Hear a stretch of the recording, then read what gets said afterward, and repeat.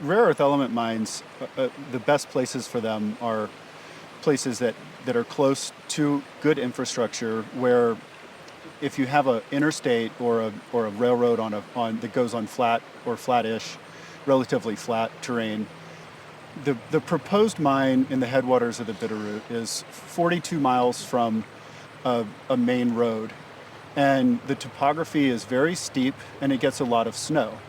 Those are things that all can make the chance of contamination of the local environment much more likely. There have been a dozen mines permitted since 1980, and all but one of them, Montana Resources in Butte, has had unanticipated and unexpected effects on water quality, negative effects on water quality. So for me, this rare earth mining program, we need rare earth minerals. They're in everything that we do today in America. It's not a question of if we mine.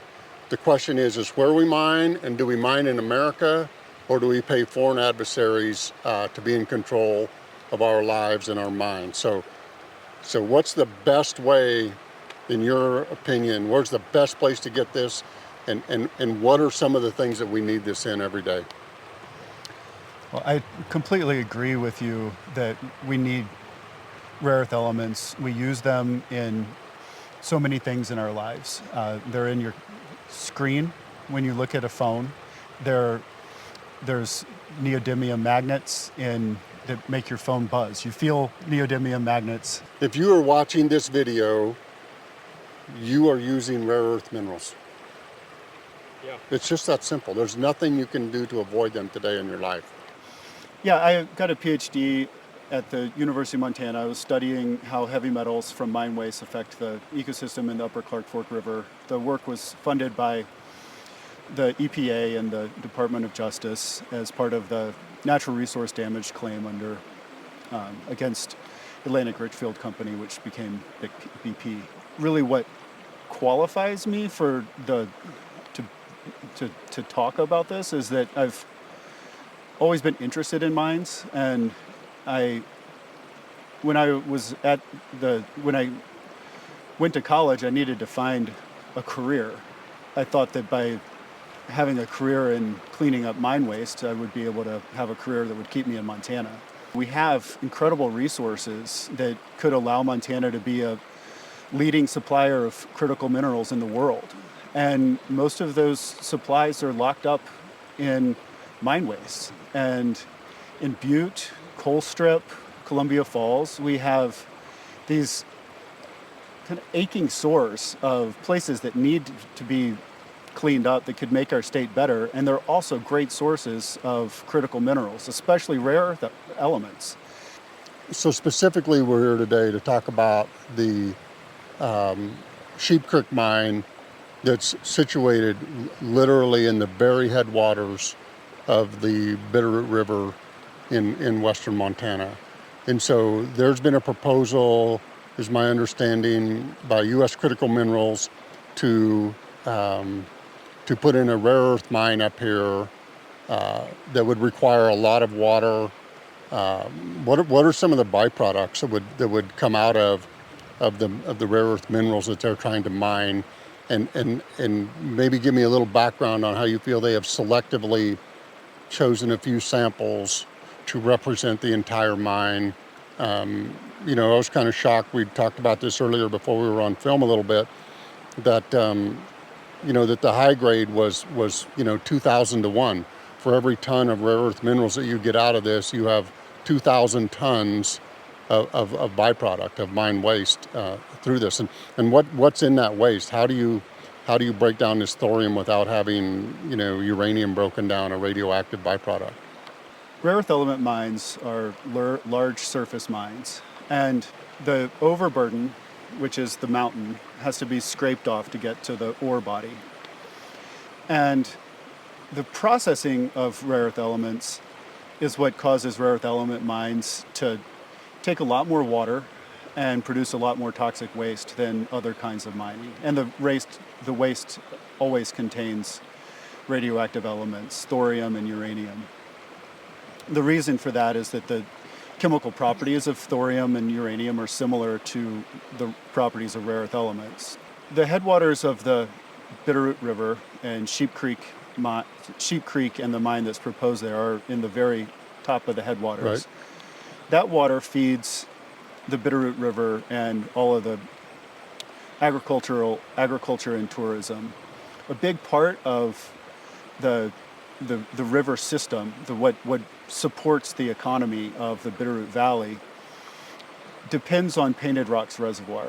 And that reservoir holds 32,000 acre feet of water. An acre foot is the amount of water it takes to cover an acre in 1 foot. 1 foot deep, yes, sir. Out of that water, 10,000 acre feet have to stay in the reservoir To maintain the reservoir. to maintain yes. the reservoir integrity.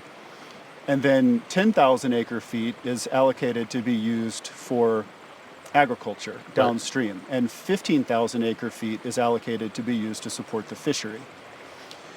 If you add those numbers up, there's just not enough water already in that reservoir. Right. It adds to 25,000 acre feet is allocated for fisheries and agriculture, and 10,000 has to stay. So we're short. This river's You're already over-allocated. short 2,000 or 3,000 acre feet of water. Adding all another, right at the top.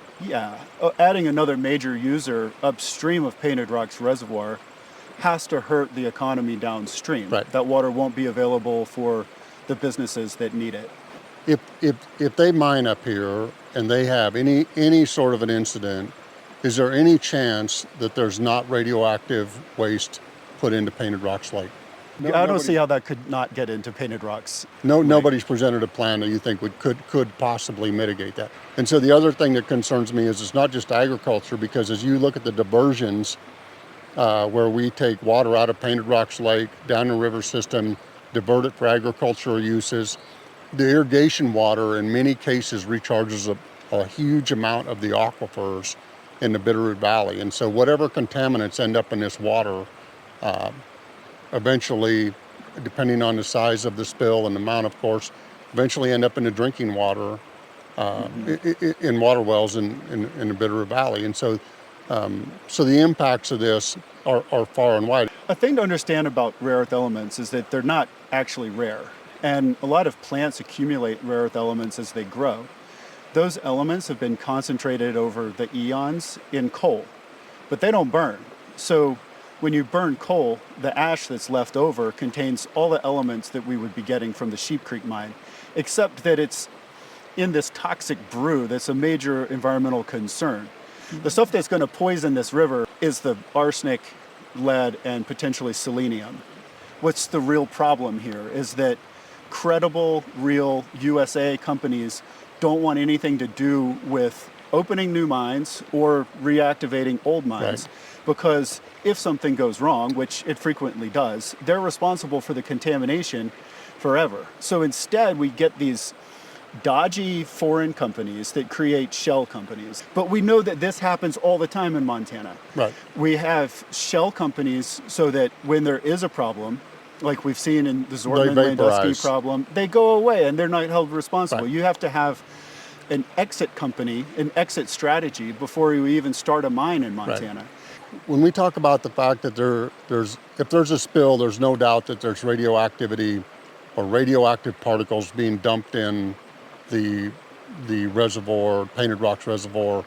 How does that affect the fish? And if the fish leave and do fish become radioactive? Do they have radioactive particles in them? Are the fish now not safe to eat? Or do we know? We know that rare earth element mines tend to pollute the local environment. And where rare earth element processing facilities are, the leaks of arsenic and lead and radioactive material have been a problem. Even the only American rare earth element mine, Mountain Pass Mine, had spills that leaked 600,000 gallons of radioactive waste. But if you leak 600,000 gallons of radioactive material into this river, it's going to change the lives of everybody in the Bitterroot Valley. What kind of infrastructure does it take to get literally millions of tons of material either exported to a processing plant, or what does that entail? How remote is this compared to some of the other mines that you know about? Well, compared to Butte, which isn't remote, It's not remote at all. it is a great place to mine for rare earth elements. The mine in SheepCreek is 3 hours drive from So it's 40, from 42 Missoula. miles from Connor. Along windy mountain roads, along the reservoir. I mean, if you're thinking about the stuff that it takes to mine rare earth elements, just the extraction process for rare earth elements is all done in water. That's why it takes so much water. But it's all salt water. And the acid extractions will use either sulfuric or nitric acid. That stuff all has to get to the mine and then be dealt with. So if it's 42 miles from a main road, you're looking at the possibility of spills of the materials that are going there and the waste that are coming out of it at every stage. So the infrastructure, if they're going to build a railroad up to service it, trains go off the road. They also take a lot of power, and so the infrastructure to get the power to the mine would have to be built, and all of that, and the roads and the pit itself will all take a lot of environmental disturbance and potentially cause a lot of other problems. The biggest hurdle we face in developing a rare earth element economy in Montana based around cleaning up Montana, making it a better place, is the Superfund laws. All of these abandoned mines, no good upstanding company wants to have anything to do with them because they can be held retroactively responsible for cleaning up all the waste that's there, and their responsibility is retroactive and in perpetuity. That legislation needs to be reformed. If a good solid American company wants to go to an abandoned mine that is a contaminated place and process the rare earth elements that are there, or any other element that's vital to our national security for that matter, they shouldn't be on the hook for cleaning up the waste that's present there when they get there. I feel like the solution to this is legislative. I feel like, to call legislators and ask what you can do to support. And when I say call legislators, I mean call them with well thought out questions and respectful questions. If you feel like venting, I suggest you go in the other room to do that. But if you can add, sincere support to the legislative process, it's almost always welcome. Yeah. To me, it also seems senseless to develop new surface mines for minerals that are available in mine wastes around our state. I'm 100% pro mining. I think that, everything you touched today was either grown by a farmer or rancher out of the ground, or somebody mined it out of the ground. I don't care what it is, from the time you climb out from your cotton sheets in the morning until you brush your teeth with some toothpaste before you go back in bed at night. Everything you touch every day came to you through some natural resource base. And so, you have to manage these things wisely, not exploit them.